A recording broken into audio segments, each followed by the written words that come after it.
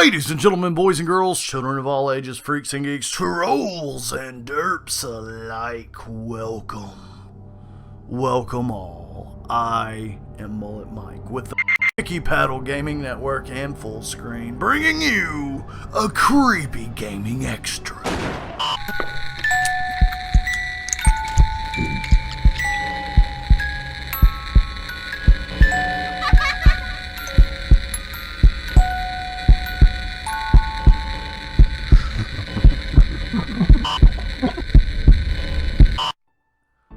What can I say about Resident Evil that countless other handsome baritone bearded YouTubers haven't already said?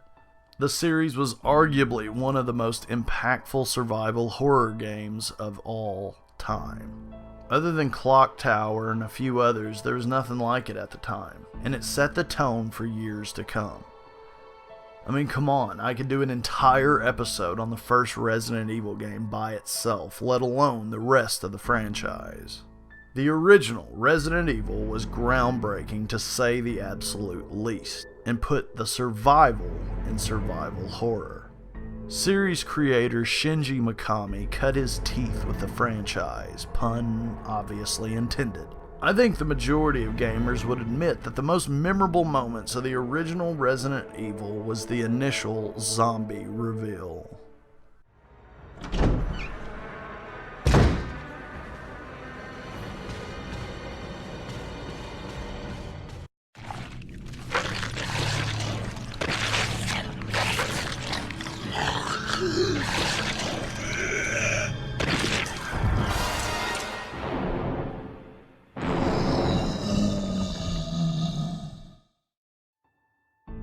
Fast forward a few years and the video game genre of survival horror is stronger than ever. The Resident Evil series has continued to move forward. New franchises have since grown, such as Dead Space and, well, I would say Silent Hill, but that seems to be put to a stop.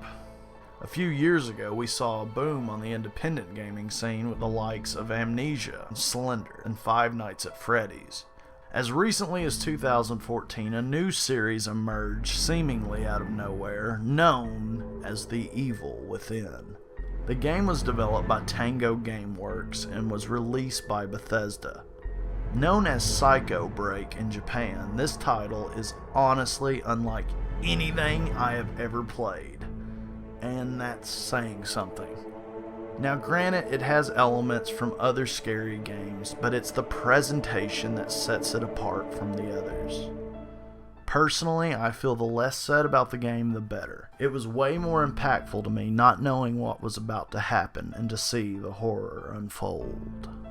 Fairly early in the game, in Chapter 2, your character Sebastian stumbles upon a tent and encounters an eerily familiar sight.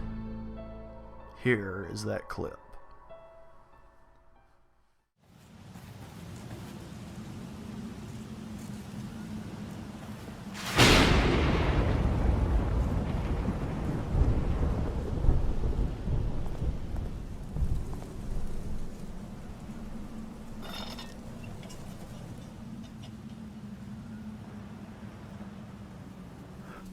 Hey!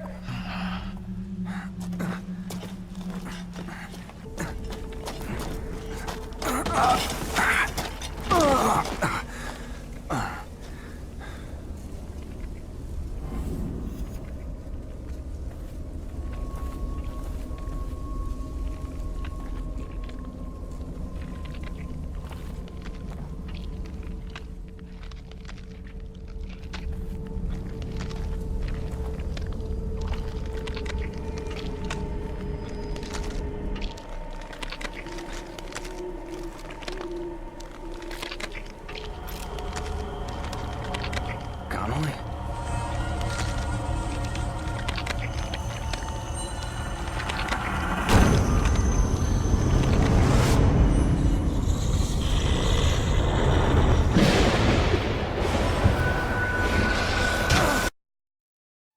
This Easter egg is an obvious nod to Resident Evil and the impact that it has had on creepy gaming history.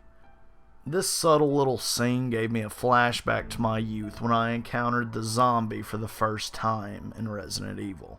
And not gonna lie, it kind of creeped me out. Good stuff.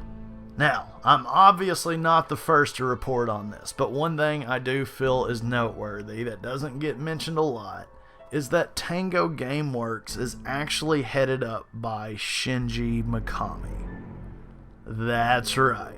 The same guy that brought us the Resident Evil Biohazard series also directed The Evil Within.